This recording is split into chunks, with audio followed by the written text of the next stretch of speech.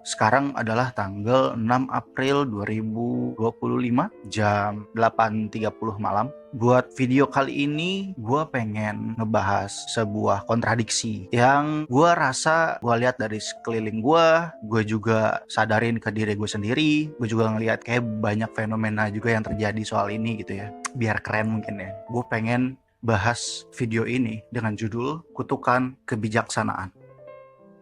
Dimulai dari sini aja mungkin gue ngomong ya. Buat lo yang nonton di usia berapapun, entah mungkin bisa lebih tua daripada gue, atau mungkin bisa lebih muda dibanding gue, atau mungkin kita seumuran gitu ya, kita dalam fase hidup yang sama gitu mungkin ya. Pasti ada gak sih kayak sebagian dalam hidup lu nih, momen-momen dalam hidup lu, entah baik atau buruknya, kita dari kecil diajarin mana hal baik dan mana hal buruk. Kita dari kecil diajarin bahwa tidak baik untuk dilakukan. Ini adalah hal yang harusnya dilakukan. Ini akan merugikan orang lain.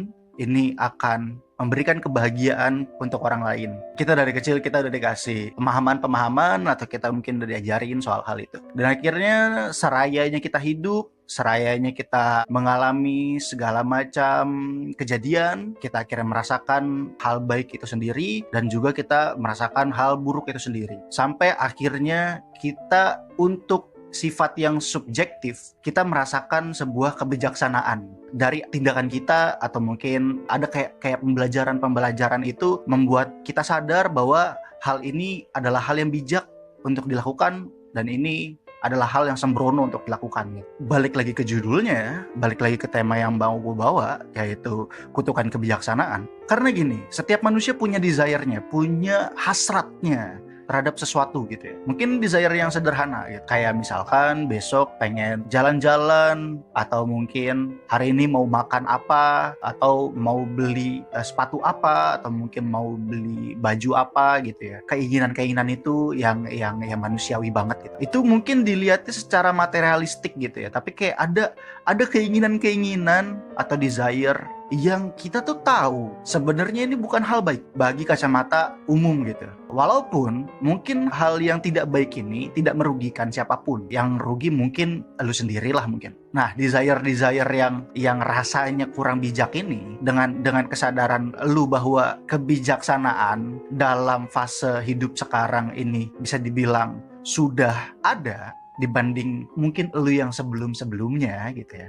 Jadinya tuh lu nggak bisa ngelakuin hal itu lagi karena lu tahu bahwa itu adalah tindakan yang sembrono dan sangat-sangat tidak bijak.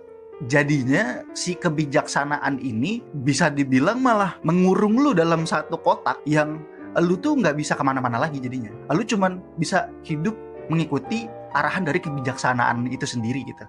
Nah, sampai pada dimana lu sudah mulai menyadari bahwa hal yang lu inginkan atau hal-hal yang mungkin dulu lu lakukan yang rasanya mungkin kurang bijak gitu ya, itu jadi kayak siksaan gitu. Itu jadi kayak siksaan bahwa lu menginginkan A, tapi karena lu dalam fase hidup yang sudah tidak bisa lagi melakukan A itu tersebut, lu jadinya merasa terkurung gitu, terjebak dalam hal itu gitu ya. Mungkin kalau misalkan kita mau tariknya atau mau kasih konteksnya ke dalam keagamaan gitu ya, mungkin bisa dibilang bertaubat, atau mungkin bisa dibilang semakin tumbuh dewasa gitu. Jadinya tidak melakukan hal-hal yang kekanak-kanakan tersebut, atau mungkin diri lu udah cukup dewasa untuk tidak melakukan hal tersebut kembali. Yang di sini nih ada hal yang bingung akan terjadi gitu. Bahwa setiap individu memiliki kebebasannya masing-masing. Bahwa ada sebuah kesadaran lu tuh memiliki diri lu sendiri dan lu bisa atau siap untuk menerima konsekuensi hal-hal yang mungkin sifatnya itu kurang bijak.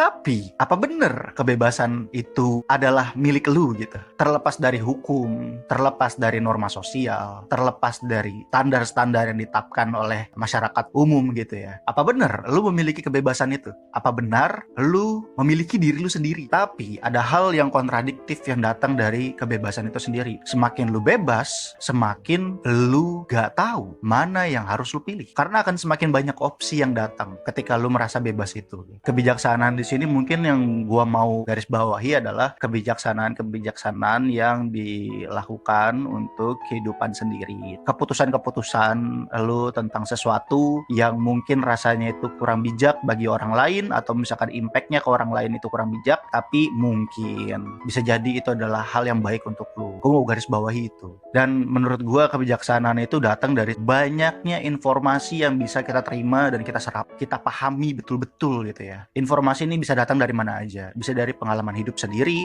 bisa jadi pengalaman hidup orang lain, atau mungkin dari lu baca buku, atau mungkin lu dengerin podcast, atau mungkin lu bisa dengerin dari video kayak gini gitu.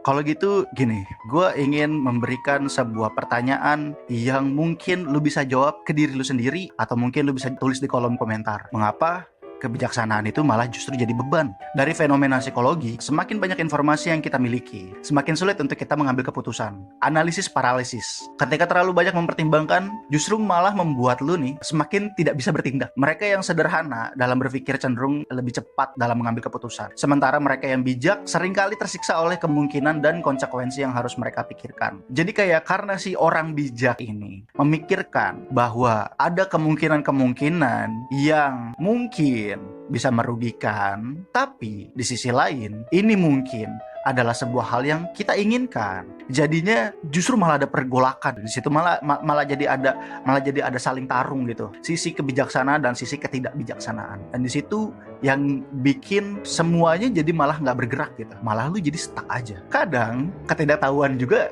bisa jadi membawa kebahagiaan gitu.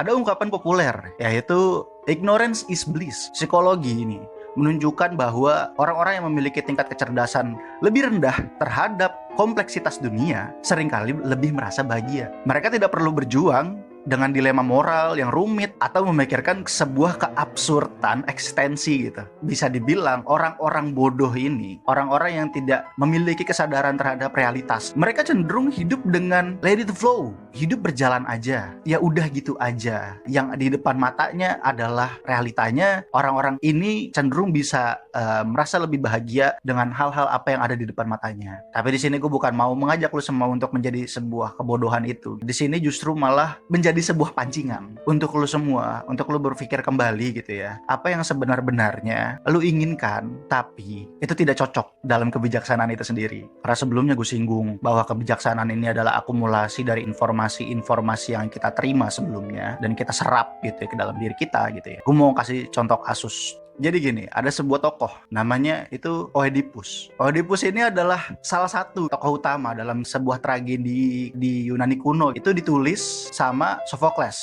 Judul dari tulisannya itu adalah Oedipus Rex atau Oedipus the King. Singkat ceritanya nih ya, Oedipus ini adalah raja dari Thebes. Waktu dia lahir, ada ramalan bahwa dia bakal membunuh ayahnya dan menikahi ibunya. Supaya itu nggak kejadian nih, orang tuanya buang dia jauh-jauh. Tapi ya takdir kan nggak bisa ditebak kan. Dia tumbuh besar, dia nggak tahu siapa orang tuanya. Kemudian ketika dia dalam perjalanannya, dia malah membunuh bapak kandungnya dan menikahi ibunya sendiri.